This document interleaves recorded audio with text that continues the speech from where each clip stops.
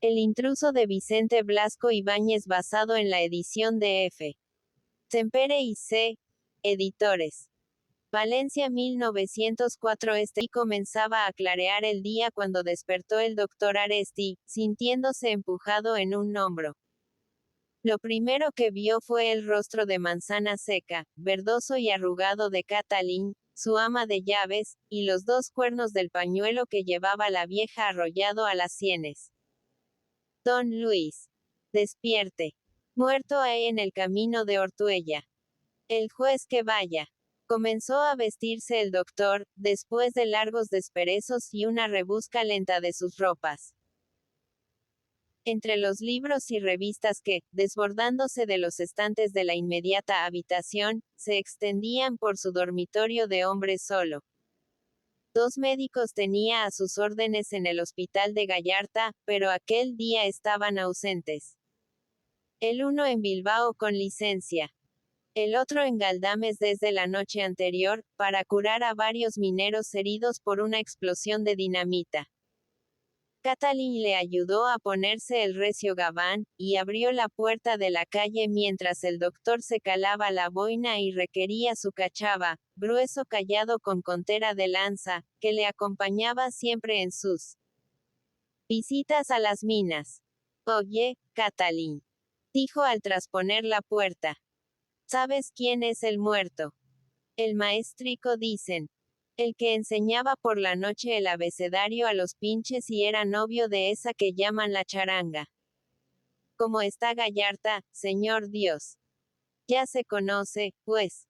La iglesia siempre vacía. Lo de siempre. Murmuró el médico.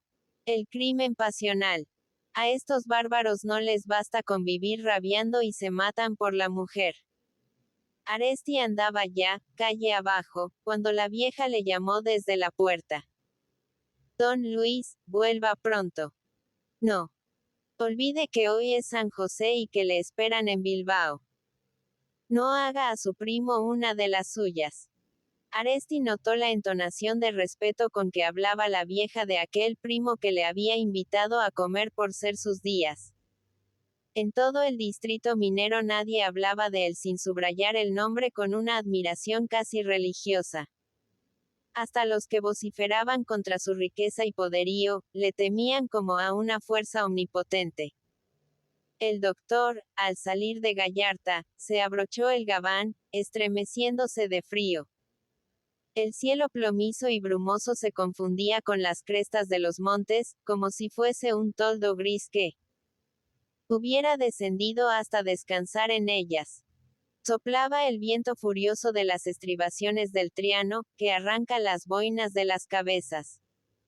Aresti se afirmó los lentes y siguió adelante todavía soñoliento, con esa pasividad resignada del médico que vive esclavo del dolor ajeno. Las rudas suelas de sus zapatos de monte se pegaban al barro. La cachava iba marcando con su lanza un agujero a cada paso. La noche anterior había cenado Aresti con unos cuantos contratistas de las minas, lo más distinguido de Gallarta. Antiguos jornaleros que iban camino de ser millonarios y, no pudiendo coexistir con sus antiguos camaradas de trabajo, ni tratarse con los burgueses de Bilbao, se pegaban al médico acosándolo con toda clase de agasajos. Despertaba en ellos cierto orgullo que el doctor Aresti, que había estudiado en el extranjero y del que hablaban en la villa con respeto, quisiera vivir entre ellos, en la sociedad primitiva y casi bárbara del distrito minero.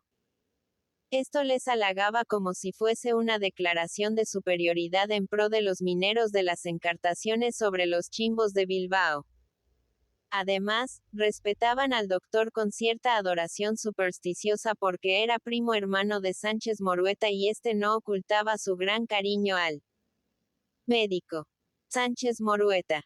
Como quien dice nada. Hacía muchos años que no había estado en las minas. Aún en el mismo Bilbao, transcurrían los meses sin que viesen su barba cana y su cuerpo musculoso de gigante los más íntimos del famoso personaje. Pero ya se podía preguntar por él, lo mismo al gobernador de Bilbao que al último pinche de Gallarta. Nadie se mostraba insensible ante su nombre. Desde lo alto del Triano se veían minas y más minas, ferrocarriles con rosarios de vagonetas, planos inclinados, tranvías aéreos, rebaños de hombres atacando las canteras. De él, todo de él. Y de él también.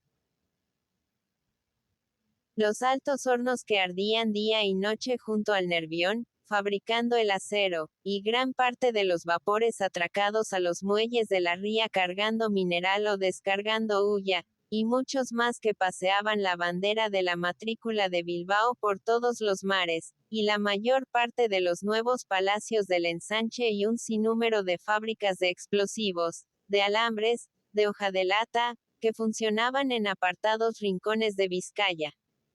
Era como Dios. No se dejaba ver, pero se sentía su presencia en todas partes. Podía hacer a un hombre rico de la noche a la mañana con solo desearlo. Hasta los señores de Madrid que gobernaban el país le buscaban y mimaban para que prestase ayuda al Estado en sus apuros y empréstitos. Y el doctor Aresti, amado por Sánchez Morueta con un afecto doble de padre y de hermano, se empeñaba en vivir fuera de su protección, más allá de la lluvia de oro que parecía caer de su mirada y que hacía que los hombres se agolpasen en torno de él, con la furia brutal de la codicia, obligándolo a aislarse, a permanecer invisible, para no perecer bajo el formidable empujón de los adoradores. La única merced que el médico había solicitado de su poderoso pariente, era el establecimiento en la cuenca minera de un hospital para los trabajadores que antes perecían faltos de auxilio en los accidentes de las canteras. Y con toda su fama de práctico de los hospitales de París, con la popularidad que le habían dado en la villa sus arriesgadas operaciones, fue a aislarse en las minas, cuando aún no tenía 30 años, viviendo en una casita de Gallarta con sus libros y su vieja criada Catalina. Los contratistas, los capataces, los químicos, toda la gente que formaba la clase sedentaria de las minas, admiraba a Aresti, poniendo en su adoración algo del asombro que despierta en el vulgo el desprecio a las riquezas materiales. Le gusta vivir con nosotros, decían con orgullo.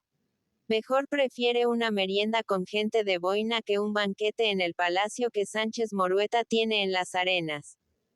Ser primo de don José y pasarse meses sin verlo. Pero qué famoso es el doctor. El mísero rebaño de los mineros, albergado en los barracones y cantinas, tenía una fe ciega en su ciencia, le miraba como a un brujo capaz de los mayores prodigios para remendar los desperfectos del andamiaje humano. Pasaban por los caminos de la montaña un sinnúmero de lisiados, que, al conservar la vida, después de horribles catástrofes, proclamaban la maestría del cirujano. Que venga don Luis. Gemía el minero herido por la explosión de un barreno, o el pinche casi enterrado por un desprendimiento de la cantera. Y al ver con la mirada vidriosa de la agonía los lentes del doctor, sus ojos irónicos bajo unas cejas mefistofélicas y la barba en punta llena de canas precoces, los infelices sentíanse animados por repentina confianza. No percibían la llegada de la muerte, esperando hasta el último momento el milagro que había de salvarles. Los otros médicos del distrito eran recibidos por los enfermos con triste resignación. Don Luis. Solo el doctor Aresti y las señoras de Gallarta, las esposas de los contratistas, antiguas aldeanas que se aburrían en sus flamantes chalets construidos en las afueras del pueblo, sentían enfermedades nunca sospechadas en tiempos anteriores, solo por el gusto de hablar con el doctor, que a más de su ciencia llevaba con él algo de la grandeza de Sánchez Morueta y de las altas clases de Bilbao hasta las cuales soñaban con llegar algún día.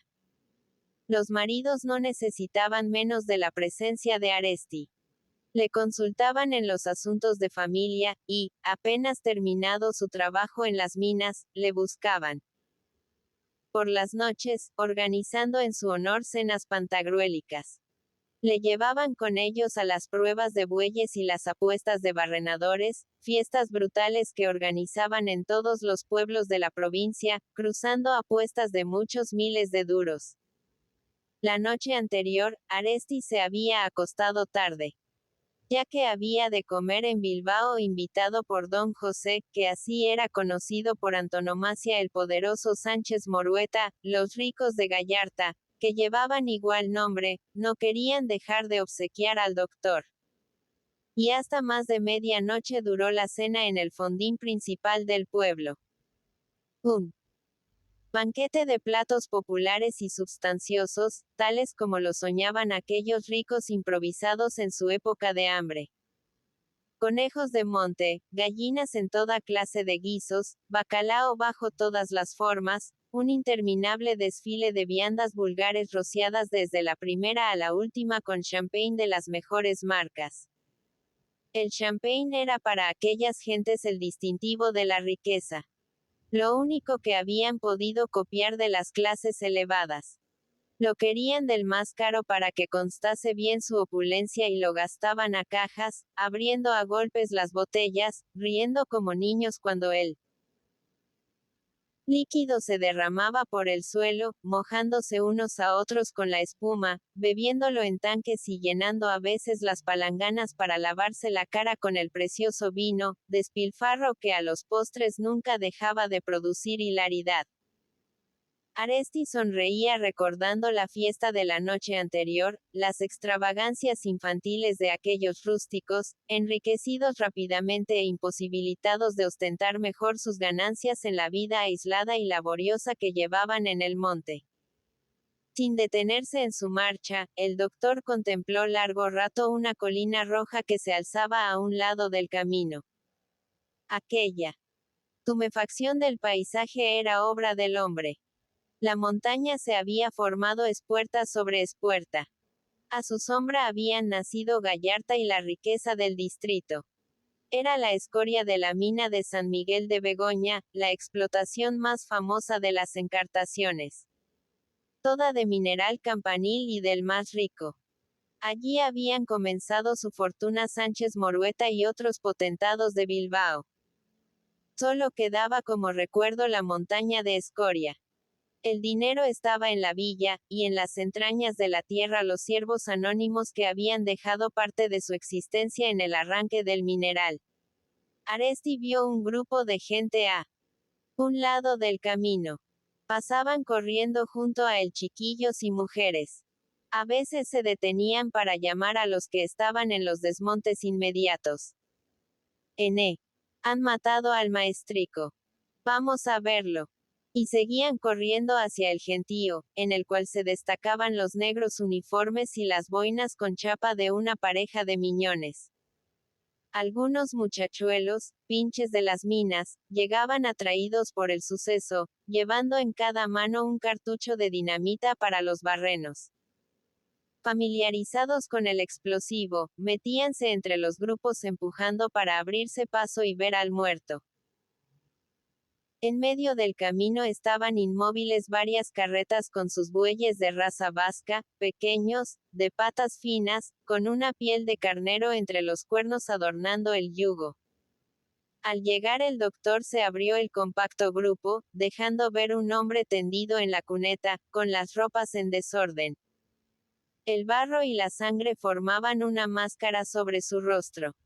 Aresti no tuvo más que inclinarse para convencerse de que estaba muerto desde muchas horas antes. El juez municipal, un contratista de los que habían cenado con Aresti, le habló del suceso, lamentando el madrugón que le había proporcionado. El pobre maestrico debía haber muerto casi instantáneamente. Tenía un golpe en el corazón, una de aquellas puñaladas que solo se veían en las minas donde vive tanta gente salida del presidio. Además, le habían herido en la cara, en las manos, en todo el cuerpo. Debían ser dos los que le acometieron, cerrada ya la noche, cuando volvía de Bilbao. Para el juez, el suceso no ofrecía dudas. De allí iría a prender a los culpables sin miedo a equivocarse. Recordaba a Aresti, en pocas palabras, la historia del muerto. Un andaluz, de carácter triste y pocas palabras que había rodado por el mundo buscándose la vida. En América en 100 oficios, y trabajando en todas las minas de España. Por las noches, cuando volvía del trabajo, daba lecciones a los pinches.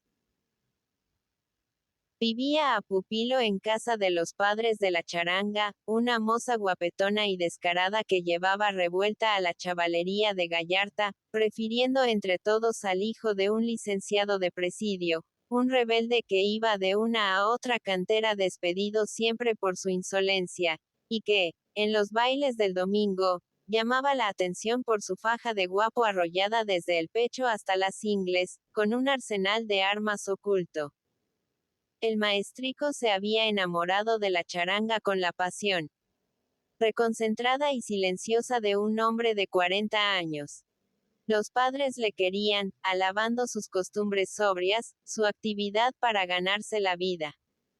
Y la muchacha, en su diferencia de bestia alegre, decía que sí a todo, continuando sus relaciones con el matoncillo. Iban a casarse en aquella misma semana.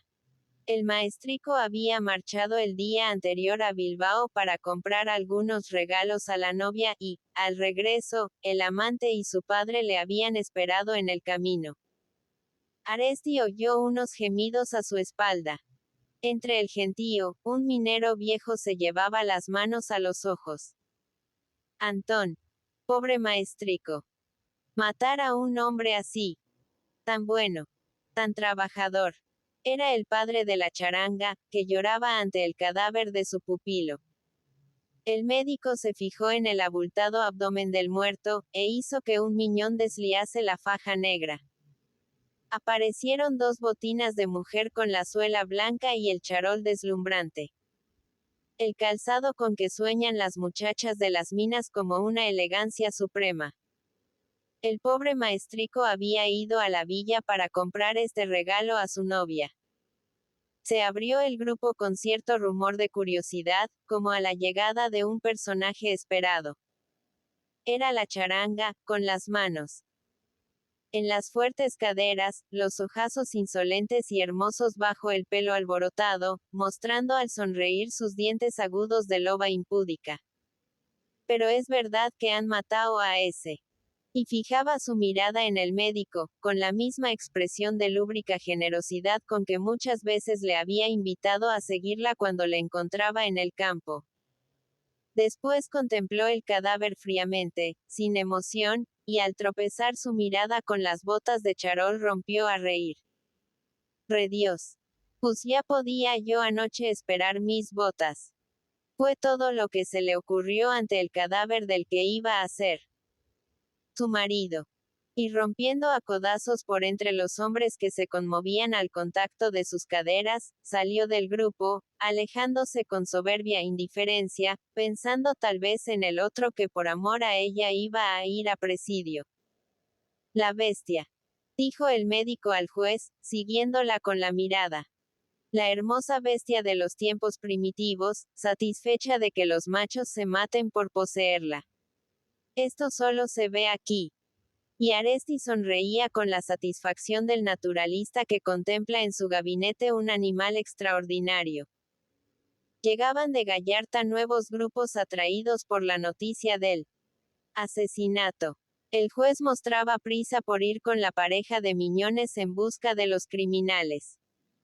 Unos amigos del muerto cogieron el cadáver, llevándolo hasta una carreta para conducirlo al pueblo.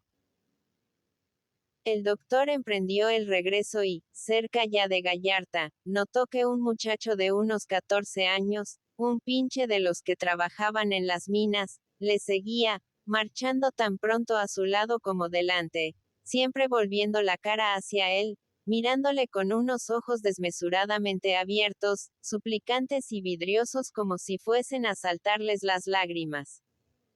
¿Qué se ofrece, caballero?, dijo Aresti con su voz alegre que parecía esparcir la confianza entre los desgraciados.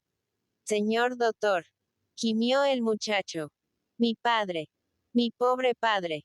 Y como si no pudiera contener la pena tanto tiempo comprimida, se ahogaron las palabras en su garganta y rompió a llorar. Aresti se fijó en él. No era del país. Debía ser maqueto, de los que llegaban en cuadrillas de Castilla o de León, empujados por el hambre, atraídos por los jornales de las minas. Un pantalón azul, con piezas superpuestas en las posaderas y las rodillas, oscilaba sobre sus zapatones claveteados, de punta levantada. La faja negra oprimía una camisa de franela roja, apenas cubierta por un chaleco suelto, y la maraña de pelos ensortijados, sucios de barro, se escapaba por debajo de una boina vieja. Olía a juventud descuidada, a ropas mantenidas sobre la carne meses enteros. Aresti conocía este perfume de las minas. El hedor de los cuerpos vigorosos que trabajan, sudan y duermen siempre con la misma envoltura. Tu padre. Ya te entiendo. Dijo bondadosamente. ¿Y qué le ocurre a tu padre? Vamos a ver. El pinche se explicó trabajosamente. Su padre estaba arriba, en la Varga, en una casa de peones, muy enfermo. Se moría. Al amanecer había querido levantarse para ir al trabajo como los demás compañeros, pero le ardía la piel, deliraba. El día antes había llovido y se mojó en la cantera. Él, que era su hijo, se había quedado para cuidarle. Pero ¿cómo, señor? Estaba muy malo, mucho. Para que él se hubiera decidido a perder el jornal del día. Y el muchacho repitió lo de la pérdida del jornal varias veces, dándole con su acento una importancia extraordinaria, como la mejor demostración de la gravedad del enfermo. Aresti creyó consolarle, prometiendo que enviaría al médico que estaba en Galdames, tan pronto como volviera. Pero el muchacho rompió a llorar de nuevo. Señor doctor. Usted, solo usted. Se lo pido por lo que quiera más en el mundo. He bajado de la Varga para eso. Usted sabe más que todos juntos. La gente dice que usted hace milagros. Y apoderándose de una mano del doctor, se la besó repetidas veces sin saber qué decir, como si estas muestras de veneración fuesen todo su lenguaje y con él quisiera convencer al médico. Basta, muchacho. Dijo Aresti riendo. No sigas. Iré a la Varga para que no me beses más con tu cara sucia. Buena se va a poner Catalín cuando sepa que subo al monte. El muchacho, tranquilizado por la promesa del doctor, habló con menos dificultad contestando a sus preguntas. Eran de tierra de Zamora y habían venido a las minas su padre y él con 6 paisanos más. Hacía 3 años que realizaban este viaje a la entrada del invierno. Ellos tenían allá su poquito de tierra. Cultivaban hierba y centeno. Las mujeres se encargaban de los campos durante el frío y los hombres emprendían la peregrinación a Bilbao en busca de los jornales fabulosos, de 11 reales o 3 pesetas, de los que se hablaba con asombro en el país. Al venir el verano, regresaban al pueblo para recoger la cosecha y plantarla del año próximo. En las minas se trabajaba mucho, la vida era dura, morían algunos. Pero se podía volver a casa con buenos ahorros. Yo, señor doctor, gano 7 reales. Mi padre 11 u 12. Damos un real por la cama y nos comemos 5 cada uno, porque aquí todo va por las nubes.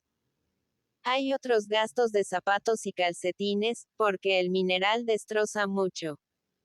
Además, casi todas las semanas llueve en esta tierra y no se trabaja. Total, que no bebiendo vino y comiendo poco, volvemos a casa a los 10 meses con 40 o 50 duros. Pues vais a ser ricos. Cualquier día. Dijo Aresti. Ya. No señor. Contestó el muchacho cándidamente. Ricos nunca lo seremos. Aun si ese dinero fuese para nosotros. Es que lo regaláis. Se lo llevan los mandones. Con él pagamos la contribución. Aresti caminó un buen rato en silencio, admirando una vez más la sencillez, la humildad de aquella gente, dura para el trabajo, habituada a las privaciones, sin la más leve vegetación de ideas de protesta en su cerebro estéril. Abandonaban casa y familia para hacer una vida de campamento, encorvados ante la piedra roja, arañándola de sol a sol con un desgaste de fuerzas que no era suplido por la alimentación, acelerando día por día la ruina de su organismo.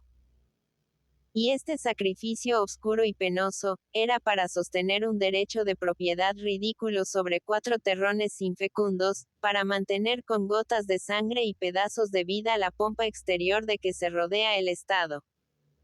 Al entrar en Gallarta, el médico pasó apresuradamente ante su casa, temiendo que les viera Catalina y le apostrofase por su subida al monte. Vivo, muchacho. Vamos a prisa. Son las 7 y aún he de tomar el tren para Bilbao. Pasaron apresuradamente por la calle principal de Gallarta, una cuesta empinada y pedregosa con 2 filas de casuchas que ondulaban ajustándose a todas sus tortuosidades. Eran míseros edificios construidos con mineral en la época que este no era tan buscado. Gruesos paredones agujereados por ventanucos, con balcones volados que amenazaban caerse y los pisos superiores de maderas carcomidas. Las techumbres, con grandes aleros de tejas rojizas y sueltas, estaban mantenidas contra los embates del viento por una orla de pedruscos. En los pisos bajos estaban los establecimientos de Gallarta, tabernas en su mayor parte. Algunas ventanas con vidrios empañados servían de escaparates, exhibiendo zapatos o quincalla oxidada y vieja, restos de saldos de la villa, enviados a las minas donde todo se compra sin protesta malo y caro.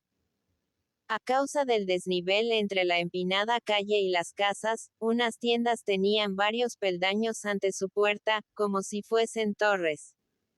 Otras eran profundas como cuevas, con una escalera interior para bajar a ellas. Los establecimientos de ropa sondeaban en su fachada trapos multicolores. La calle, con sus tiendas estrechas y lóbregas y sus casas de poca altura, hacía recordar la tortuosa vía de una población árabe. Algunas carretas permanecían detenidas a las puertas de las tabernas, moviendo los bueyes sus colas y bajando las testuces pacientemente, mientras adentro gritaban los conductores ante los vasos de vino.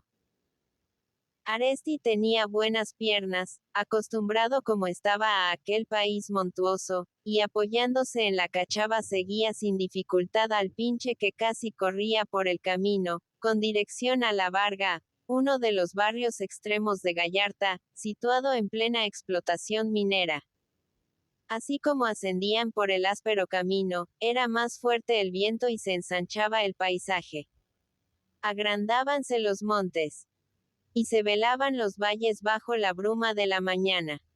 Por la parte del mar, el Serantes, que guarda la desembocadura de la ría de Bilbao, recortaba sobre el cielo plomizo su mole coronada por un castillete abandonado.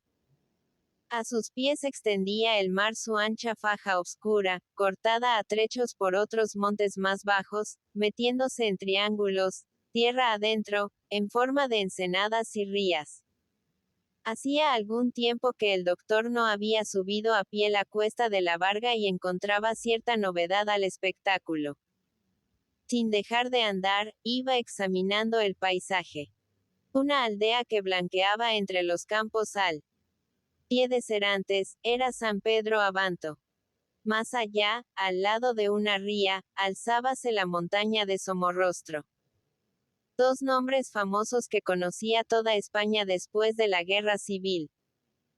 Como una resurrección de aquella lucha recordada por el doctor, sonaron varias cornetas en las alturas inmediatas al camino, tembló la tierra con sorda trepidación y estallaron varias detonaciones entre nubes de polvo rojo y piedras por el aire. Eran los barrenos de las minas, que se disparaban a una hora fija, por la mañana y por la tarde, avisando a los vigilantes con sus cornetas para que se alejase la gente. más allá de las minas inmediatas. Sonaron nuevas detonaciones, y luego otras más lejanas, estremeciéndose toda la cuenca minera con un incesante cañoneo como si tronasen baterías ocultas en todos los repliegues y cúspides de los montes. Aresti, excitado por este estruendo, recordaba la famosa batalla de las Encartaciones, cuando el ejército liberal intentaba levantar el sitio de Bilbao por segunda vez. La ferocidad de los hombres, la triste gloria de la guerra y la destrucción, habían popularizado los nombres de dos humildes aldeas de Vizcaya. Él no había presenciado los combates, pero como si los hubiera visto.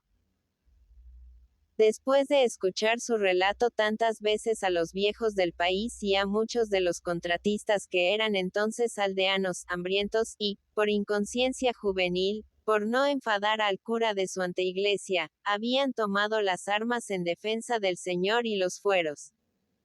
En una casita blanca, que se alzaba entre los robledales del llano, habían matado de un certero cañonazo a los dos mejores generales del carlismo. Después, el médico miraba el monte de Somorrostro con sus ásperas pendientes, aislado, lúgubre como una pirámide. Aún se encontraban osamentas al cavar en las faldas. Allí había sido la gran carnicería. Los batallones del gobierno, la infantería de marina, con la bravura del toro que embiste bajando la cabeza sin medir el peligro, pugnaban por subir a lo más alto para vencer al enemigo, y éste los fusilaba impunemente desde sus atrincheramientos preparados con fría anticipación, y pareciéndole poco mortífero el fusil, apelaba a procedimientos de la guerra primitiva y salvaje. Soltaban desde las alturas ejes de hierro con ruedas, arrancados de las vagonetas de las minas, y estos carros de la muerte descendían saltando de peñasco en peñasco, con una velocidad vertiginosa que aumentaba a cada choque, a cada aspereza del terreno. Resucitaba la antigua lucha entre los celtíberos bárbaros y las disciplinadas legiones de Roma. Las ruedas locas rompían las masas de pantalones rojos o azules que en vano intentaban avanzar. Aplastaban los hombres bajo su férreo volteo, hacían crujir los huesos, deshilachaban los músculos, y, manchadas de sangre, seguían rodando hasta encallarse en el llano, ahitas de destrucción. Imbéciles. Imbéciles. Repetía mentalmente el doctor. Y pensaba con tristeza en los miles de hombres muertos en aquellos montes y en otros de más allá. En todos los que dormían eternamente en las entrañas de la tierra vasca, por un pleito de familia, por una simple cuestión de personas, hábilmente explotada en nombre del sentimiento religioso y de la repulsión que siente el vascongado por toda autoridad que le exija obediencia desde el otro lado del Ebro. Contrastando con estos recuerdos de una época de violencias, rodeaban al doctor, conforme avanzaba en su camino, la actividad del trabajo, el movimiento de la diaria batalla del hombre con los tesoros de la tierra. Los tranvías aéreos para la conducción del mineral apoyaban sus cables sobre los robustos postes y deslizándose por ellos, pasaba el rosario de tanques cargados de pedruscos rojos, salvando hondonadas y despeñaderos, descendiendo de meseta en meseta, siempre hacia el llano, buscando los descargaderos de Ortuella, la vía férrea del Triano, que es el respiradero de las minas.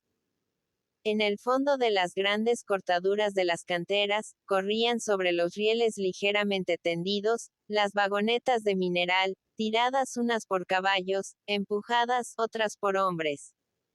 Veíanse grandes plataformas de madera, planos inclinados por los cuales resbalaban los vehículos, amarrados a una cadena sin fin. La vía automática de una compañía extranjera deslizaba en un espacio de varias leguas sus vagonetas, que parecían seres animados. Los vehículos rodaban en dos filas, en opuestas direcciones, cabeceando lentamente como bueyes sumisos, siguiendo su camino en línea recta, encontrando un puente sobre cada abismo y atravesando las alturas por túneles pendientes que los devoraban. El paisaje aparecía trastornado por la mano del hombre. El minero violaba a la naturaleza, volcándola, desordenando sus ropajes. Todo había cambiado de lugar. Las cumbres habían sido echadas abajo por la piqueta y el barreno. Las hondonadas, rellenas de escoria roja, estaban convertidas en mesetas. Las faldas de los montes aparecían desgarradas. Lo que en otros tiempos era suave declive, asustaba ahora con el pavoroso corte del despeñadero. Habíase cambiado el curso de las aguas. Las antiguas fuentes admiradas por los ancianos escapábanse ahora con rezumamiento fangoso por las angostas galerías que perforaban las pendientes. Muchos montes despojados de la envoltura roja, que era su carne, mostraban el armazón calcáreo, la triste osamenta. Los prados de otras épocas, la tierra vegetal con sus maizales y robledales, todo había desaparecido, como si soplara sobre aquellas montañas un viento de fuego. Solo quedaba el pedrusco férreo, el terrón rojo, la tierra codiciada por el hombre, que parecía haber ardido con interna combustión. A trechos quedaban algunos jirones de suelo verdeante. Crecía la hierba allí donde se amontonaban las vagonetas volcadas, las plataformas carcomidas, delatando una explotación abandonada. En estos rincones pacían algunos rebaños de ovejas panzudas, de largas lanas, dando con sus esquilas una nota de calma pastoril a aquel paisaje desolado que parecía recién surgido de una catástrofe geológica. El camino bordeaba la profunda zanja de una cantera. Era como uno de esos cráteres apagados, en los que muestra el planeta la intensidad de sus convulsiones. Parecía imposible que aquella profundidad fuese obra del hombre en tan pocos años. Abajo, las cuadrillas de mineros, atacando el muro de mineral con picos y palancas, semejaban bandas de insectos. Los caballos parecían por su tamaño escapados de una caja de juguetes. Aresti, ante este desgarrón de la corteza terrestre que mostraba al aire sus entrañas, recordaba las formas y colores de las piezas anatómicas reproducidas en sus libros de estudio. Las calizas blanqueaban como huesos. Las fajas de mena rojiza tenían el tono sanguinolento de los músculos, y las manchas de tierra vegetal eran del mismo verde musgoso de los intestinos. A un extremo de la gigantesca excavación la montaña se había venido abajo, formando una cascada inmóvil de ondas de tierra y enormes pedruscos. El médico recordaba la catástrofe ocurrida 4 años antes. La cantera se había derrumbado, cogiendo en su caída a una cuadrilla de obreros que trabajaba en su base. Unos habían perecido, aplastados instantáneamente. Otros habían quedado enterrados en vida, en un socavón, aislados del mundo por centenares de toneladas de mineral. La gente acudía para pegar sus oídos con horror a los peñascos desmoronados, creyendo escuchar los gritos implorando auxilio, los gemidos de los infelices que perecían lentamente en la oscuridad de las entrañas de la tierra. Pasaban las horas, pasaban los días. Centenares de obreros trabajaron con un vigor extraordinario, pretendiendo revolver la inmensa avalancha de mineral. Pero tras una semana de trabajo, solo habían avanzado algunos metros y ya no se oía nada. De la tierra no salía ningún lamento. Al remover los pedruscos se encontraron varios cadáveres. Hombres desfigurados, con las piernas rotas y el cráneo aplastado. Un pinche casi intacto, con la cara sonriente, conservando aún en su mano un tanque de agua. Eran los que se hallaban fuera del socavón en el instante del desprendimiento. Los otros que estaban en la cueva se pudrían tras el gigantesco tapón de mineral que los había aislado del mundo. De muchos de ellos ni los nombres se conocían. Habían llegado a las minas poco antes y los capataces solo anotaban sus apodos. Tal vez en algún rincón de España los esperarían aún. creyendo que cuanto más larga fuese la ausencia mayores serían los ahorros.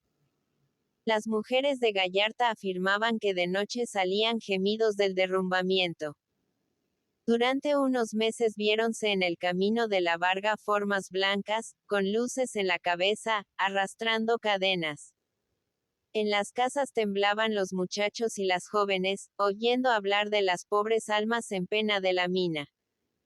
Pero cierta mañana apareció tendido en el camino uno de los primeros borrachos de Gallarta, con un brazo fracturado y la cabeza rota, y ya no volvieron a salir fantasmas, ni nadie sintió deseos de adornar la catástrofe con grotescas apariciones. El recuerdo de los enterrados fue borrándose en la memoria de todos. Las desgracias, en aquella explotación cruel que gastaba las vidas de muchos miles de hombres, superponíanse unas a otras con frecuencia, ocultando y desvaneciendo las anteriores. Un día, las vagonetas, al chocar unas con otras, aplastaban a un obrero. Otro día saltaban de los rieles al bajar por el plano inclinado cayendo sobre un grupo encorvado ante el trabajo, que no recelaba la muerte traidora que llegaba a sus espaldas. Los barrenos estallaban inesperadamente abatiendo los hombres como si fuesen espigas. Llovían pedruscos en mitad de la faena, matando instantáneamente. Y por si esto no era bastante, había que contar con los navajazos a la salida de la taberna, con las riñas en la cantera, con las disputas en los días de cobro, con la feroz acometividad de aquella inmensa masa ignorante y enfurecida por la miseria, en la cual vivían confundidos los que al salir de los penales de Santoña, Valladolid o Burgos no encontraban otro camino abierto que el de las minas de Bilbao, en las que se necesitaban brazos, y a nadie se preguntaba quién era y de dónde venía. La muerte rondaba en torno del mísero populacho, como un lobo alrededor del rebaño, siempre vigilante, con las uñas afuera y los dientes agudos. Zarpazo aquí, dentellada allá, la gran enemiga se mostraba infatigable. Siempre había en el hospital más de una docena de camas ocupadas por carne enferma que pedía entre gemidos el auxilio de don Luis. Era un perpetuo estado de guerra ante la muerte. Una batalla contra la ciega fatalidad y la barbarie de los hombres, cuyos ecos se apagaban en la misma montaña, llegando apenas a la opulenta Bilbao. El mineral marchaba ría abajo sin que nadie pensase en lo que había costado su arranque del suelo. Aresti salió de su ensimismamiento al ver que entraba en la calle única de la Varga, dos filas de míseras casuchas puestas sobre los peñascos que bordeaban el camino. Los edificios de Gallarta parecían palacios, comparados con las chozas de este barrio de mineros. Eran barracas, conocidas en el país con el nombre de chabolas, con tabiques de madera delgada y techumbre de planchas corroídas. Las puertas estaban en dos piezas horizontales. La hoja inferior quedaba cerrada como una barrera, y la superior, al abrirse, era la única ventana que daba a la casa luz y aire. Las incesantes lluvias habían podrido aquellas habitaciones, reblandeciendo la madera, deshilachando sus fibras como si toda ella fuese a convertirse en gusanos. Fuera de las casas ondeaban sobre cuerdas los guiñapos de color indefinible puestos a secar. Algunas gallinas flacas y espeluznadas corrían por el camino. Los niños permanecían sentados ante las puertas, graves e inmóviles, como si fuesen de distinta raza que la revoltosa chiquillería de los pueblos del llano.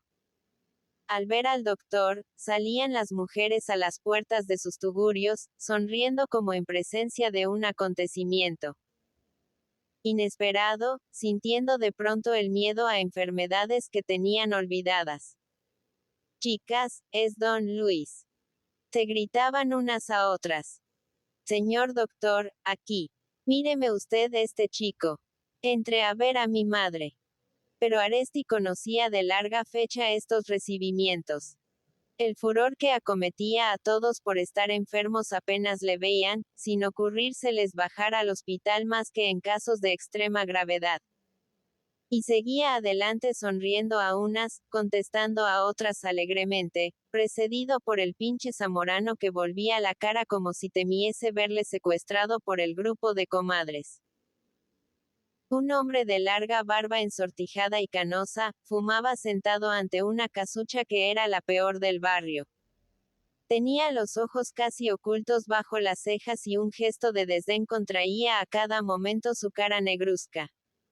Al ver al médico no se llevó la mano a la boina ni abandonó su inmovilidad de faquir, como si estuviera abstraído en la contemplación de la miseria que le rodeaba. Salud, amigo Barbas, dijo el médico alegremente, deteniéndose ante él. ¿Qué hay, compañero? Mucho y malo, don Luis. ¿Y esa revolución cuándo la hacemos? El Barbas miró un instante a Aresti con ojos ceñudos, como si fuese a insultarle.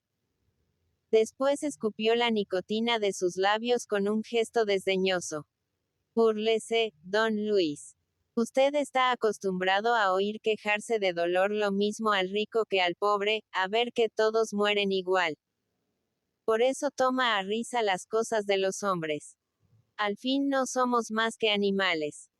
Hace usted bien. Ríase. Pero el trueno gordo se acerca. Algún día encontrarán su merecido todos los ladrones. Todos. Incluso su primo Sánchez Morueta. Compañero. Y yo, dijo el doctor. ¿Qué vas a hacer de mí? Usted es un guasón que se ríe de la vida. Pero entre burlas y veras hace bien a los pobres y vive cerca de su miseria. Usted es casi de los nuestros.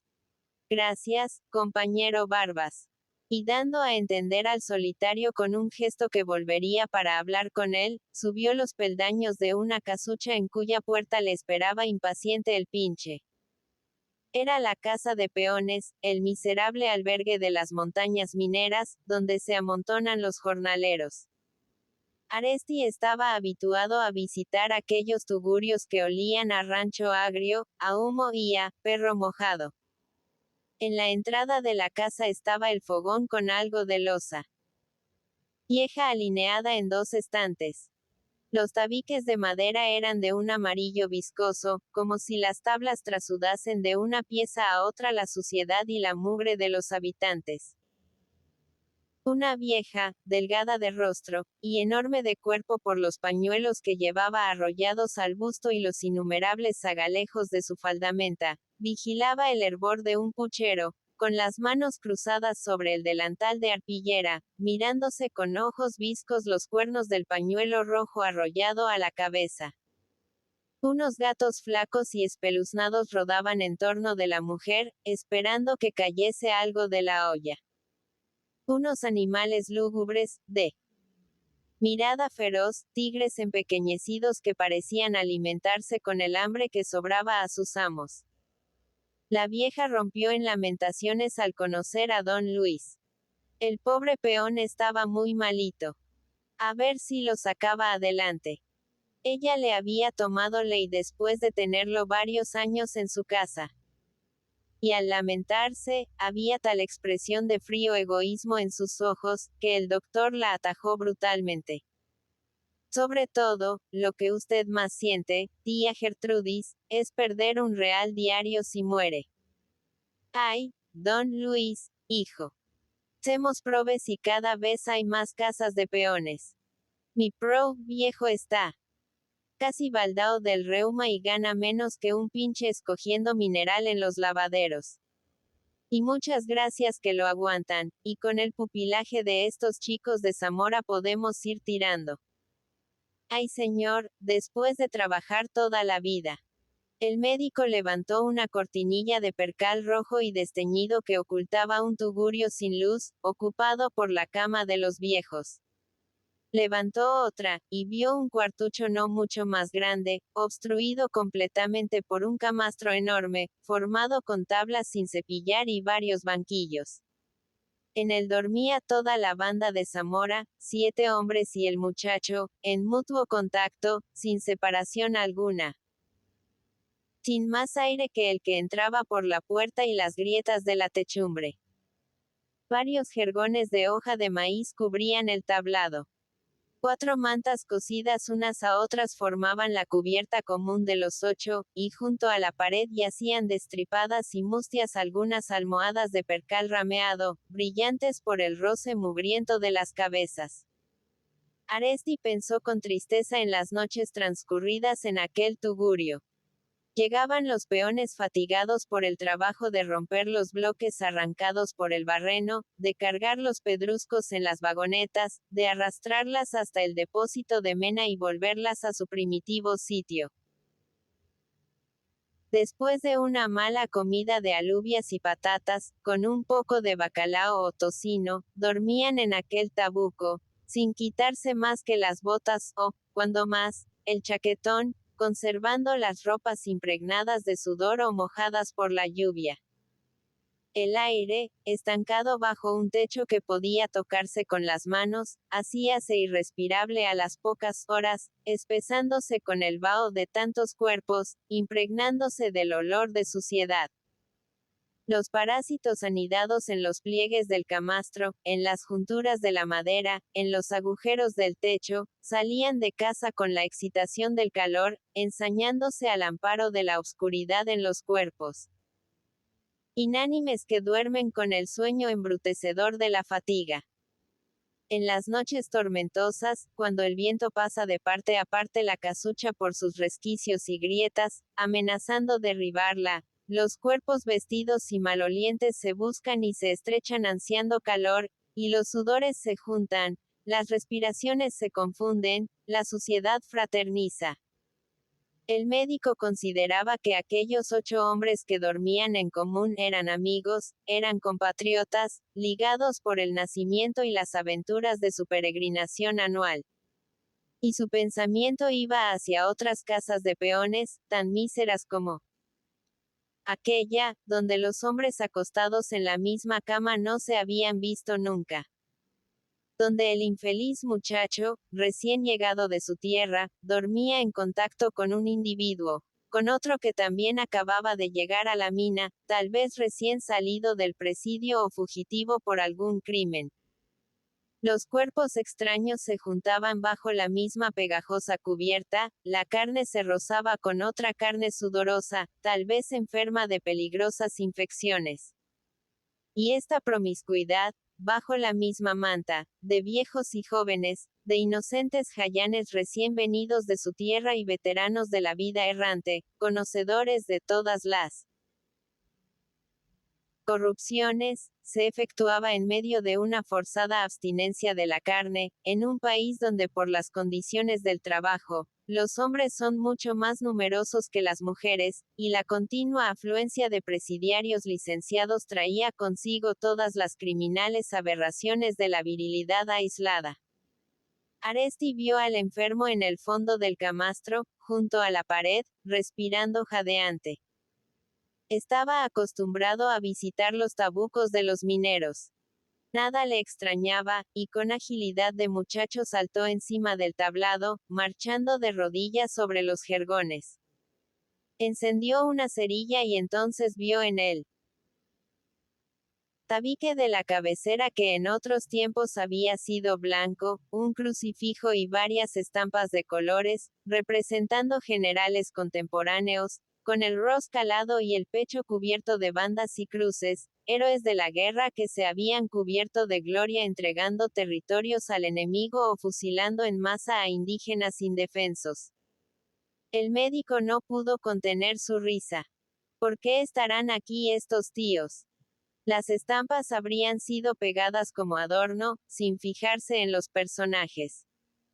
O tal vez serían recuerdos de algún antiguo soldado, cándido y entusiasta, que creería haber servido a las órdenes de caudillos inmortales. El enfermo tenía los ojos cerrados, y respiraba trabajosamente. Su piel ardía. Estaba vestido, conservando las mismas ropas, mojadas por la lluvia de la noche anterior. Una pulmonía de padre y señor mío, dijo el doctor arrojando la cerilla y saliendo del camastro otra vez de rodillas.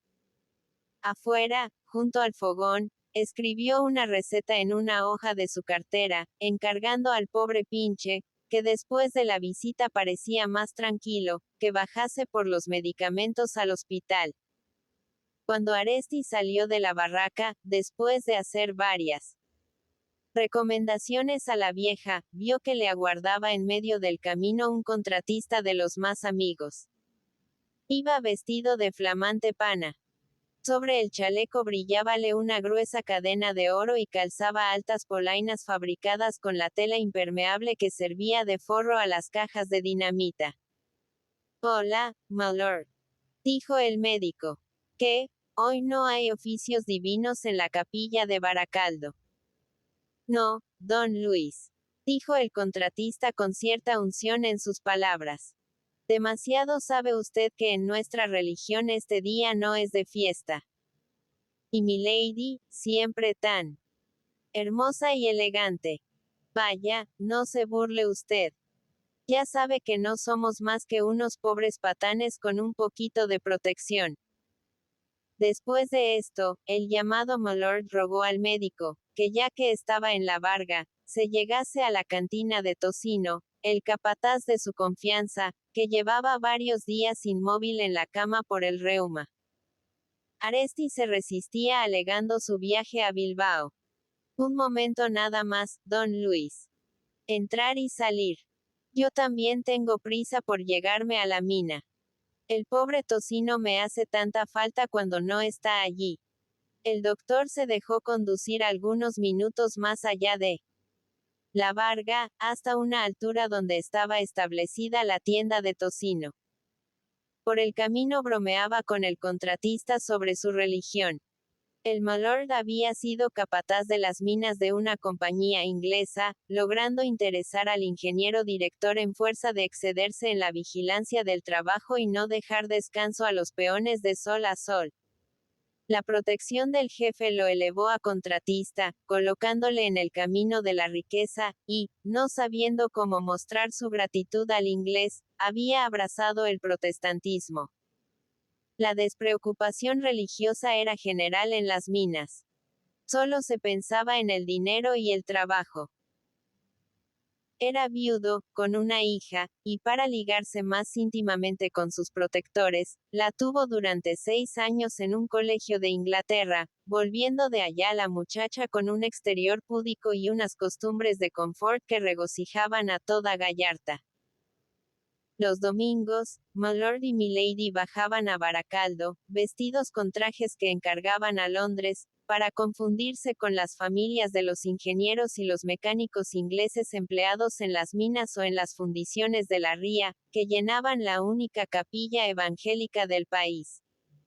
Aresti, que había cogido cierto miedo a los flirts con Milady, hasta el punto de rehuir el encontrarla sola y que conocía ciertas historias de jovenzuelos que saltaban su ventana durante la noche, ensalzaba irónicamente al padre lo mucho que su robusto retoño había ganado después de la cepilladura en el extranjero.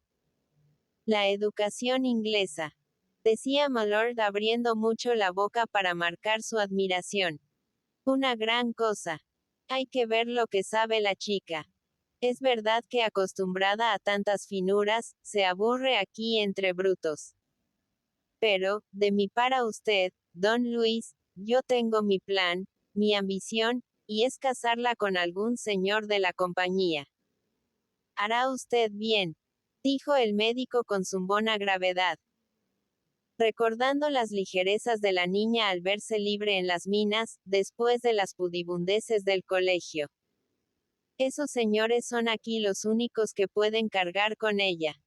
Llegaron a la cantina de tocino, una casa aislada, de mampostería, con un gran mirador de madera. Desde aquella altura abarcaba la vista toda la tierra de las Encartaciones y además el Abra de Bilbao, La Ría, Portugalete. Los pueblos aglomerados en las orillas del Nervión, parecían formar una sola urbe. En último término, entre montañas, se adivinaba la villa heroica e industriosa. El humo de las fundiciones y